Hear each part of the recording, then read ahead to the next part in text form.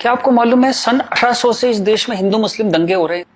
1926 में पूरे देश में दंगे हुए थे। क्या यूपी, लाहौर, मुंबई, तमिलनाडु, कोलकाता सब जगह अलग अलग वक्तों में दंगे होते रहे हैं। तो ये जो एक गंगा जमनी तहजीब है ये कहाँ है? अगर इतने दंगे होते रहे, सौ साल से दंगे हो रहे हैं, तो कहाँ है ये गंगा जमनी तहजीब? चलिए एक और तरह से देखते हैं। आजादी का आंदोलन चला, गांधी जी हमारे लीडर थे, हम सब उन्हें प्यार करते हैं, बहुत आदर करते हैं, कोई इसमें डाउट ही नहीं है। अंबेडकर से गांधी जी का एक बार टकराव हुआ तो गांधी जी ने आमरण अनशन कर दिया अंबेडकर के घर के सामने। ये बात है 1932 की। आखिर में अंबेडकर को झुकना पड़ा, पूना पैक्ट हुआ और अंबेडकर ने एक बात कही जो बहुत प्यारी है, जो मैं गैलीलियो की बात, टक्कर की बात मानता हूं, नेवरदलेस इट मूव्स, उस टक्कर की बात मैं मानता हूं। अंबेडकर ने कहा बात तो मेरी सही है, लेकिन इस वक्त आपकी जान चली जाए ये ठीक नहीं है, क्योंकि अभी देश को आपकी जरूरत है आजादी के लिए, तो मैं अपनी मांग वापस लेता हूं। हालांकि बात तो मेरी सही है। कितनी प्यारी बात थी। उस आमरण अनशन से अंबेडकर को झुकना पड़ा। 1939 कांग्रेस का अधिवेशन तिरुचुरी, सुभाष चंद्र बोस जीत गए थे कांग्रेस अध्यक्ष के लिए, सीतारामैया हार गए थे। लेकिन गांधी जी ने कहा कि नहीं, बोस नहीं बनेंगे वरना मैं छोड़ दूंगा कांग्रेस, ये वो बहुत कुछ टेंट्रम थ्रो किया। तो सुभाष चंद्र बोस ने त्याग पत्र दिया। यहां भी गांधी जी की जिद आगे आई। अंग्रेजों के खिलाफ भी उन्होंने भूख हड़ताल करी तो अंग्रेजों को झुकना पड़ा। तो लोगों के दिल में ये सवाल है, मेरे दिल में सवाल था, जब मैं 7th 8th स्टैंडर्ड में था तो मैंने अपने टीचर से पूछा था, जब जिन्ना ने कहा कि इस देश का पार्टीशन होगा, बंटवारा होगा, तो गांधी जी ने उसके घर के सामने आमरण अनशन क्यों नहीं किया? इस सवाल का जवाब कौन देगा? मुझे आज तक इस सवाल का जवाब नहीं मिला।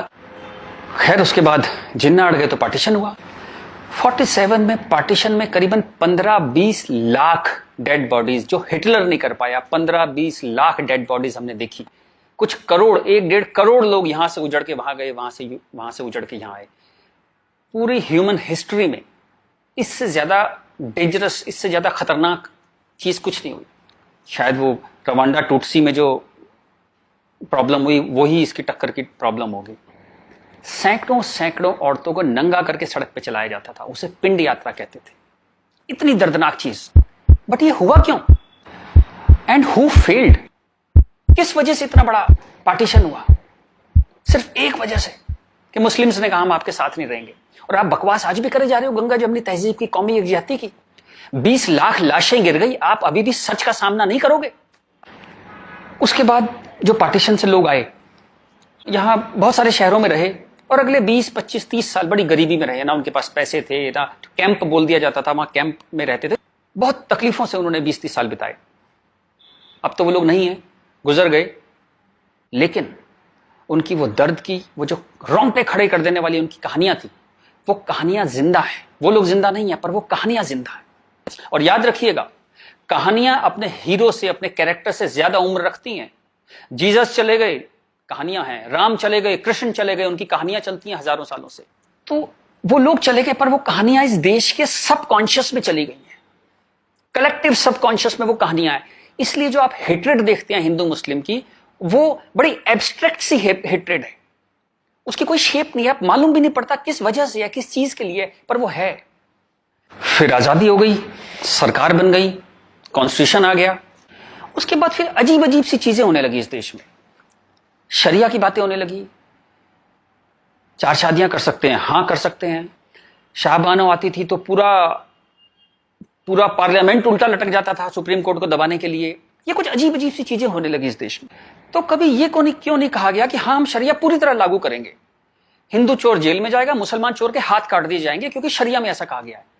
ये कभी कहा ही नहीं गया किसी प्लेटफॉर्म पर, लोगों के दिल में था। अब इस सवाल को दबाया कैसे गया? कांग्रेस के हाथ में ताकत आई। अब उसे इस बात से बचना था कि पार्टीशन हमारी वजह से हुआ, हम लोग फेल हो गए।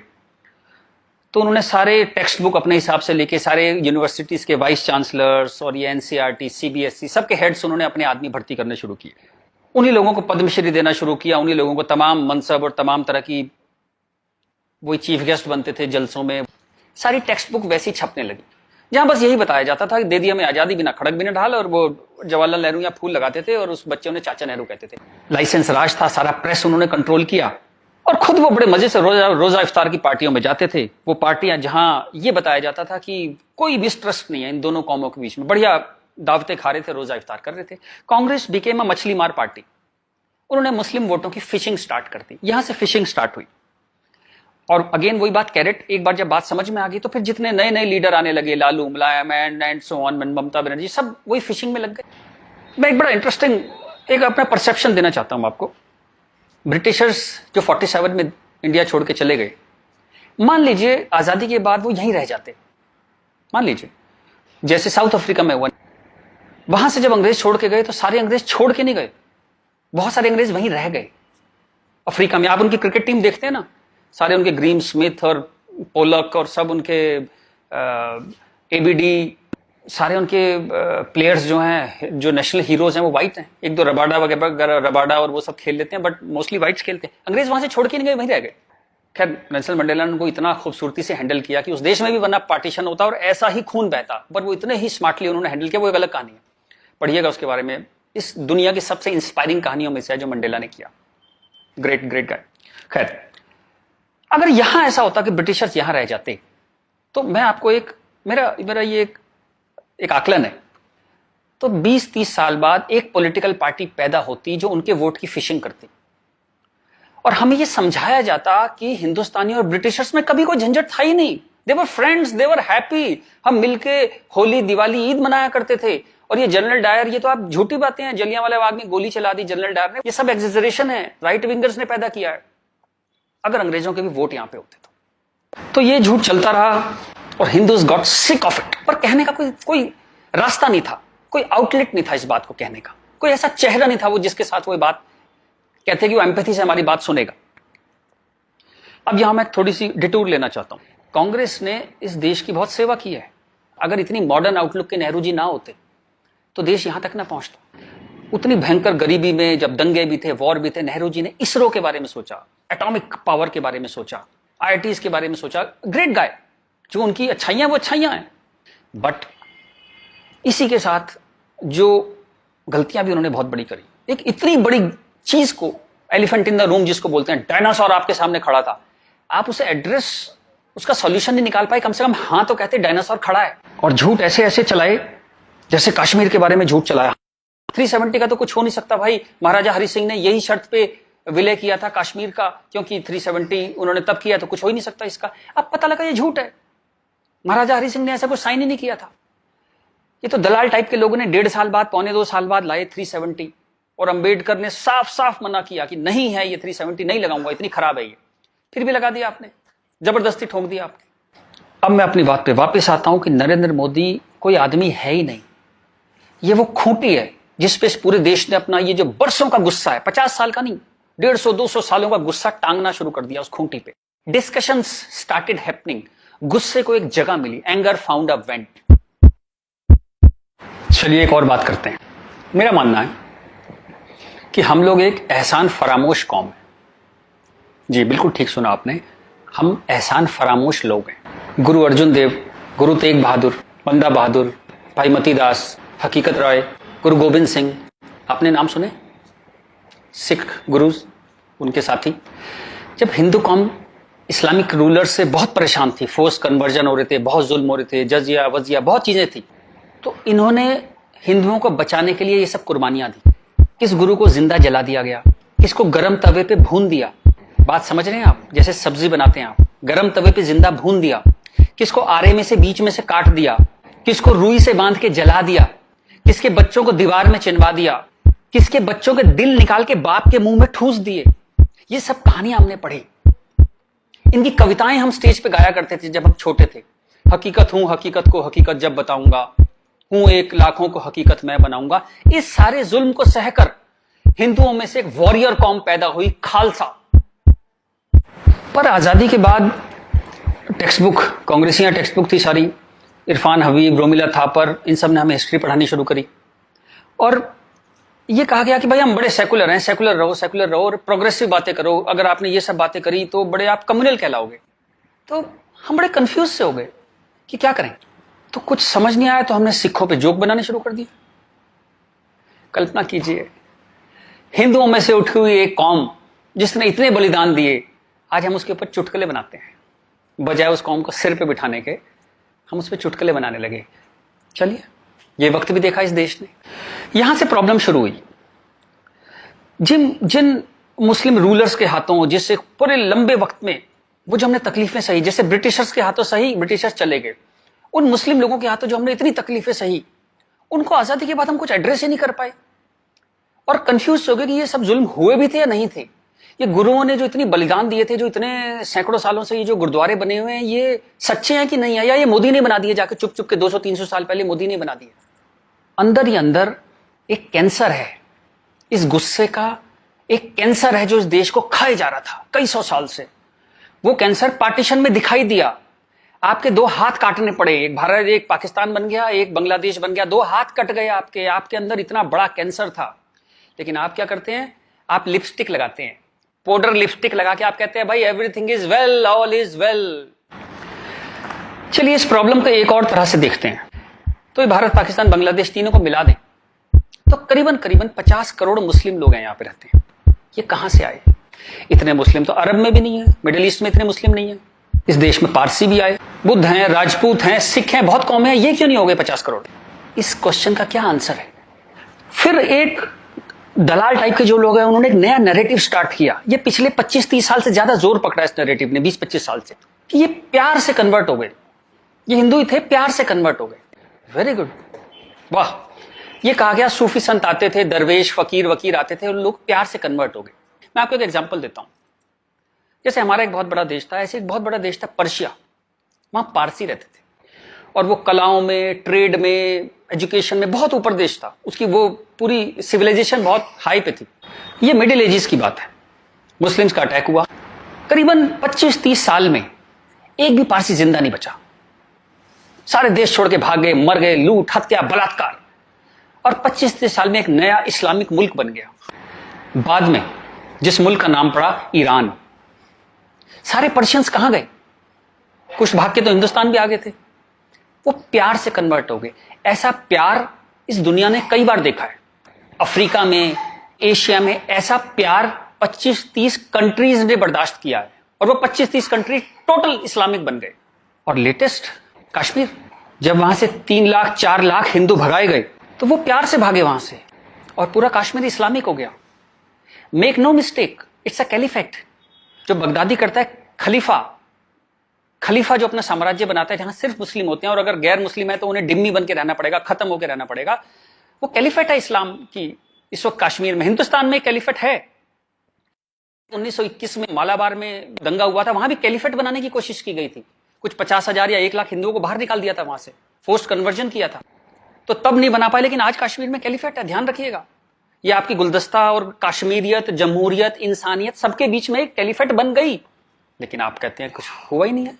और जब ये 3-4 लाख हिंदू वहां से भगाए गए 1 महीने के अंदर, तब कॉन्स्टिट्यूशन सो रहा था, इंटेलेक्चुअल सेमिनार कर रहे थे, गंगा जमनी तहजीब पे सेमिनार कर रहे थे और इस तरह की तमाम रोजा इफ्तार की दावतें चल रही थी। Happy, everybody was happy. और जो पूरी तरह इस्लामिक नहीं बना, उसके टुकड़े हुए, जैसे हिंदुस्तान के टुकड़े हुए, सूडान के टुकड़े हुए, और आपकी और हमारी जिंदगी में, हमारे लाइफ टाइम में स्वीडन के टुकड़े होंगे। आज से 15-20 साल के अंदर स्वीडन टूट जाएगा। ये एक प्रोसेस है जो पूरी दुनिया में चल रहा है। आप या तो बहुत भोले हैं, देखते ही नहीं, या आप इतने मूर्ख हैं कि दुनिया में क्या हो रहा है आपने कभी देखा ही नहीं, या आप झूठे हैं, या आप दलाल हैं। अगर आप इस पूरे प्रोसेस को मना करते हैं कि नहीं ऐसा कुछ नहीं था, यहां तो बड़ी गंगा जमनी तहजीब थी, आप इन सब में से एक है, या हो सकता है सब कुछ हो। चलिए मैं आपके साथ एक एक्सरसाइज करता हूं। आपके एक दादा होंगे, एक दादा परिवार है, दादा, चाचा, ताऊ, बुआ, फूफा, उधर के उनके बच्चे, सब एक पूरी फैमिली ट्री वो है। एक नाना की तरफ से है, तो एक आदमी करीबन ऐसे 10-15 परिवार उसके आसपास होते हैं। इसके बाद आप कॉलेज, आपका कॉलेज, स्कूल कॉलेज, जहां 50-100 स्टूडेंट हैं, जिसमें कुछ दोस्त हैं जो आपके साथ ट्रेवल करते हैं जिंदगी भर।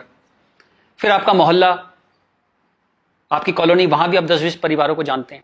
यूं कहें एक आदमी मोटा मोटा 700-800 हज़ार लोगों की खबर उसको होती है, डायरेक्ट खबर, चाहे मिले ना कि कोई बहुत दूर रहता है, लेकिन हाँ पता लगता है उसकी शादी हो गई, उसके बच्चा हो गया, डेथ हो गई, कुछ बहुत अच्छा हो गया, बहुत बुरा हो गया, खबर आ जाती है कहीं ना कहीं से। अब मैं आपसे एक्सरसाइज करता हूं, पिछले 20, 30, 50 साल में ये इन 1000 लोगों में से कितने लोग मुस्लिम बने, कितने लोग कन्वर्ट हुए? आंसर मिलेगा 0। क्या हुआ? सारे सूफी, दरवेश, फकीर रिटायर हो गए, आईपीएल देखने चले गए, इस्लाम की कशिश खत्म हो गई। दोस्त, जब तक गर्दन पे तलवार ना हो ना, कोई कन्वर्जन नहीं होता, या बहुत सारे पैसे ना हो, कोई कन्वर्जन नहीं होता।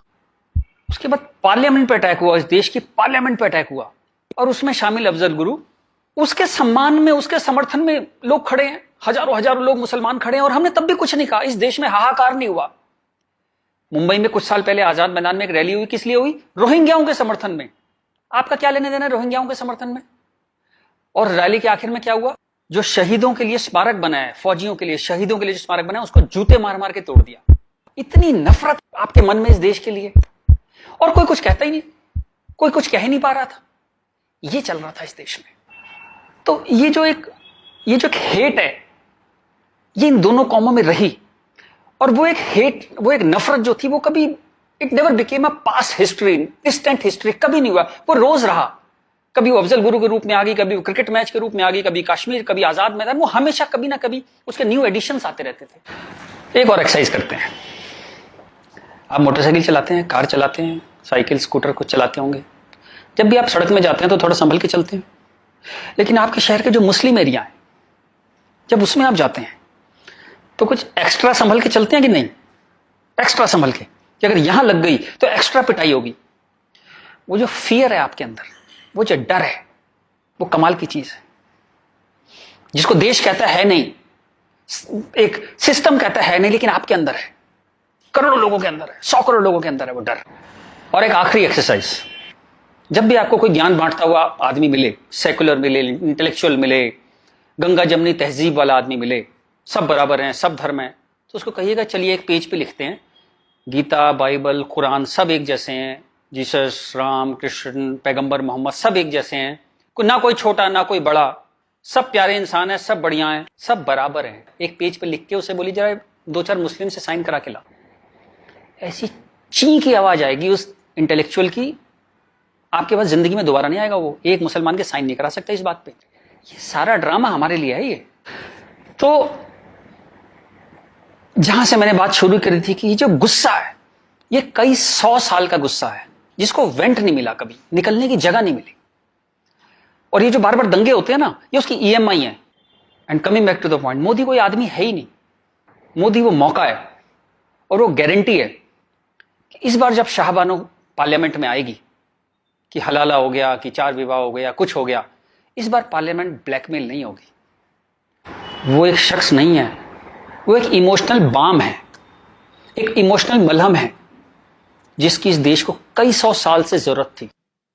और अगर आप सोचते हैं कि एक आदमी क्या कर सकता है, तो दोस्त, कैसे आकाश में सुराख नहीं हो सकता, एक पत्थर तो तबीयत से उछालो यारो।